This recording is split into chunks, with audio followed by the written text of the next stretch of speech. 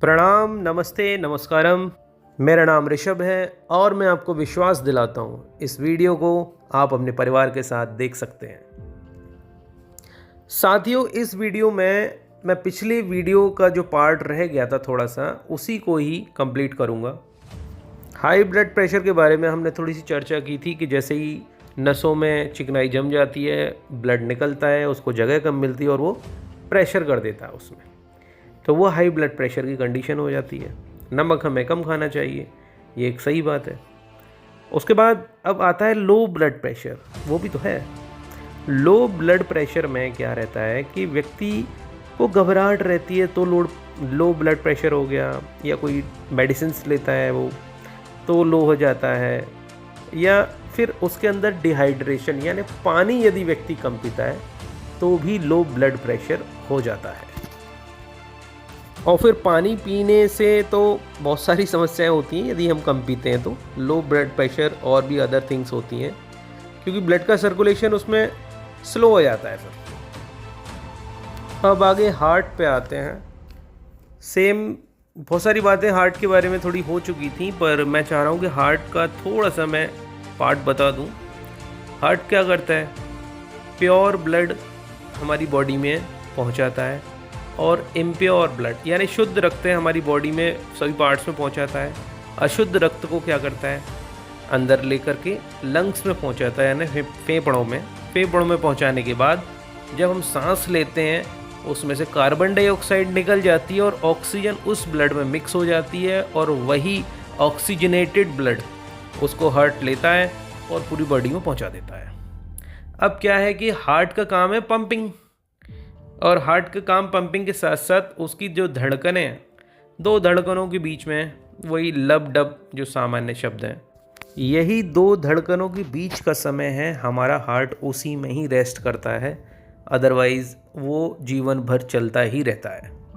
Heart की एक दो बात और, जो हार्ट की डिजीज़ होती हैं उन्हें कार्डियक डिजीज़ बोलते हैं, और जो कार्डियोलॉजी उस डिपार्टमेंट को बोलते हैं जो हार्ट का होता है, कार्डियोलॉजिस्ट जो हार्ट के डॉक्टर होते हैं। अब जो पहला घंटा होता है जब हार्ट अटैक किसी को बाई चांस आ जाता है तो फिर उसको बोलते गोल्डन आवर। गोल्डन आवर यानी कि हम जल्दी से डॉक्टर के पास पहुंच जाएं तो जल्दी से रिकवरी हो जाएगी, उस आदमी की संभवतः हो ही जाती है। अब इसमें दो तीन टेस्ट होते हैं, बता देता हूँ। जैसे एंजियोग्राफी, उसमें कुछ एक दवा डाली जाती है बॉडी में जिसके द्वारा उससे पता कर लेते हैं कि हाँ कहाँ पर ब्लॉकेज है, कहाँ पर ब्लॉकेज नहीं है। दूसरा एंजियोप्लास्टी, इसमें क्या रहता है कि एक छल्ला यानी स्टेंट वो डाला जाता है और वो नर्व में जाता है। वो जो गंदगी मैंने आपको बताई थी कि जम जाती है कोलेस्ट्रॉल के द्वारा, उस गंदगी को नसों से खींचता हुआ ये छल्ला बाहर निकालता है और एक मार्ग बना देता है ब्लड को ठीक से फ्लो करने के लिए। इसमें 3 जगहों की नसें प्रयोग होती हैं, अपनी थाई यानी जांग की, हाथ की और गर्दन की। जब छल्ला नहीं पड़ सकता है उस केस में बाईपास सर्जरी करते हैं। बाईपास सर्जरी में हार्ट लंग मशीन का यूज़ किया जाता है। एक और चीज़ साथियों, जैसे हम प्लेटलेट्स तो जानते ही हैं, प्लेटलेट्स कम होती हैं तो रक्त पतला होता है, प्लेटलेट्स बढ़ जाती हैं तो रक्त गाढ़ा होता है। तो इसलिए प्लेटलेट्स सामान्यतः हार्ट पेशेंट्स की कम ही होती हैं, क्योंकि वे गाढ़ी हो गई तो ब्लड का फ्लो और कम होगा और ठीक से नहीं हो पाएगा सामान्यतः। अब ये सारी जितनी भी हमने बातें की हैं एक सामान्य जानकारी है। हाँ, कोई समस्या यदि किसी व्यक्ति को तो डॉक्टर से तो बात करनी ही है, क्योंकि हम डॉक्टर से बात नहीं करेंगे तो समस्या हमारे साथ और बढ़ जाएंगी। इसलिए खुद डॉक्टर नहीं बन जाना है, ये केवल नॉलेज थी। देन अब हम देखते हैं कि ये सारी जो समस्याएं कोलेस्ट्रॉल से ही बढ़ी हैं। अब क्या है कि हम प्रेशर देते हैं ना बॉडी में तो संतुलन बिगड़ जाता है। प्रेशर का मतलब है ओवरलोड, समझिए यहाँ पर ओवरलोड देते हैं ना किसी चीज़ को तो फिर संतुलन बिगड़ेगा और चीज़ें बिगड़ेंगी। ओवरलोड को हमें केवल बचाने के लिए भोजन भी संतुलन में रखना है, खेलना भी है संतुलित रूप से, आनंद भी लेना है। आनंद अर्थात यहाँ पर मन की शांति के लिए, चाहे वह खेल से मिल रही है या कुछ ही और से मिल रही है। और इन सब के सपोर्ट में मैंने कहा था आत्मा का भोजन, क्योंकि संतुलन हर चीज़ से बनेगा।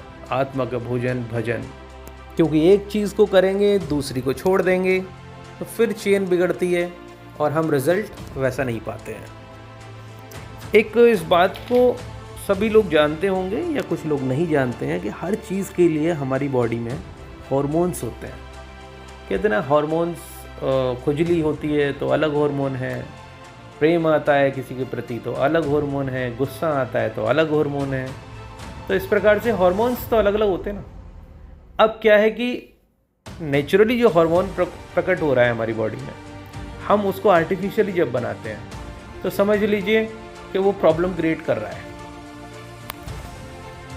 उदाहरण के लिए हम एक अच्छा भोजन करा रहे हैं किसी जानवर को, जैसे गाय है या भैंस है, उसको अच्छा भोजन करा रहे हैं और उससे हम चाहते हैं कि दूध मिले हमें, और हमें वह दूध 1 लीटर देती है या नहीं देती है, उसका बछड़ा मर गया या कुछ और बात है, हम क्या उसमें से दूध निकालेंगे, हम उसमें एक इंजेक्शन लगा देते हैं जिससे कि वो हार्मोन प्रोड्यूस हो जाए जो दूध बनाने के लिए रिस्पॉन्सिबल है, तो फिर वो दूध निकलेगा।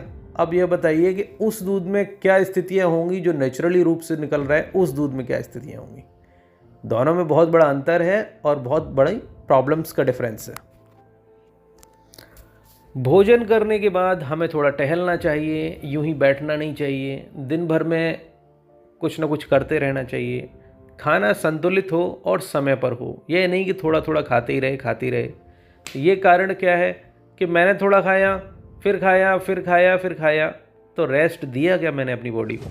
अर्थात वो ऑर्गन, वो अंग जो इस भोजन को पचा रहे थे, उनको मैंने रेस्ट दिया? नहीं।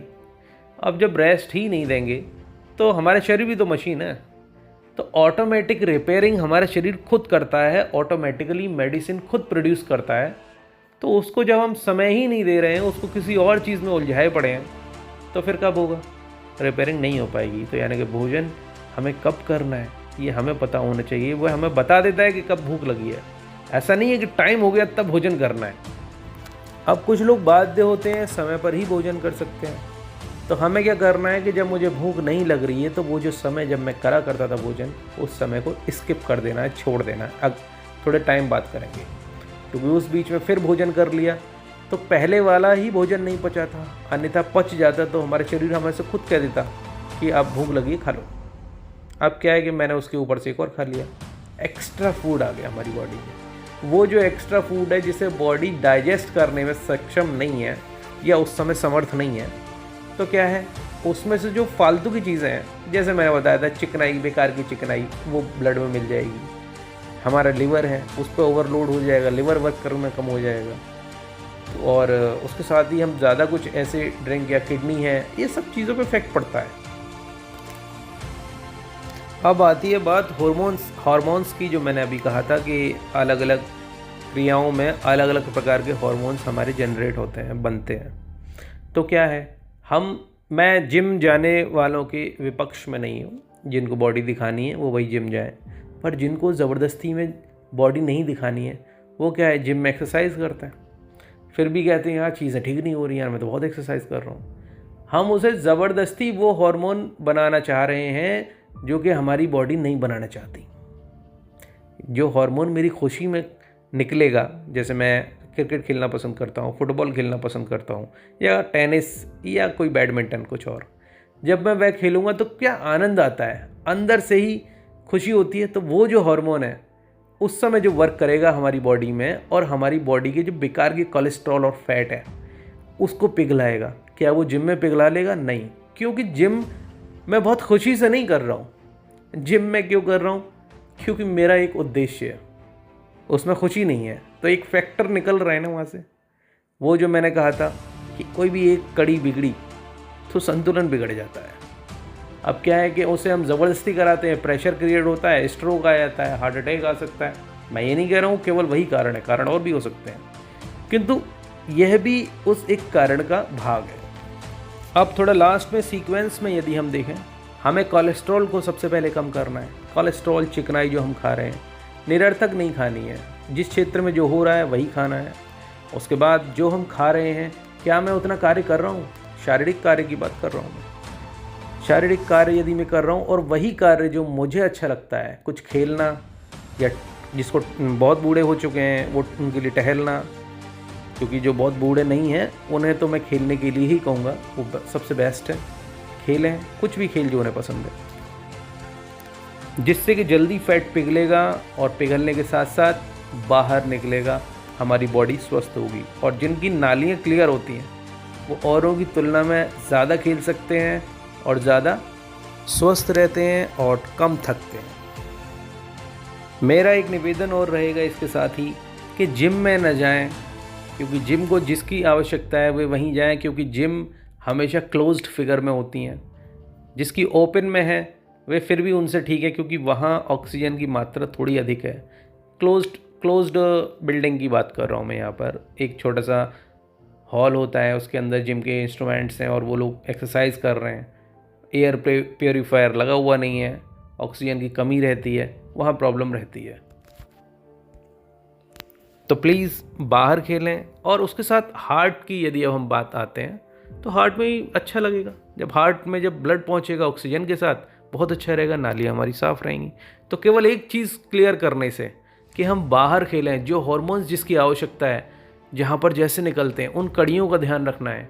थोड़ा सा भी बदला में तो चीज़ें बिगड़ जाएंगी और हमें अपने शारीरिक आत्मिक दोनों भोजनों को संतुलन में रखना है और संतुलित आहार करना है, क्योंकि हमारा शरीर प्रकृति से निकला हुआ है और प्रकृति संतुलन का नाम है। जैसे ही संतुलन बिगड़ा, चीज़ें बिगड़ जाती हैं। इसलिए मेरा आप सभी से निवेदन है, संतुलन का विशेष रूप से ध्यान रखें। बहुत बहुत धन्यवाद।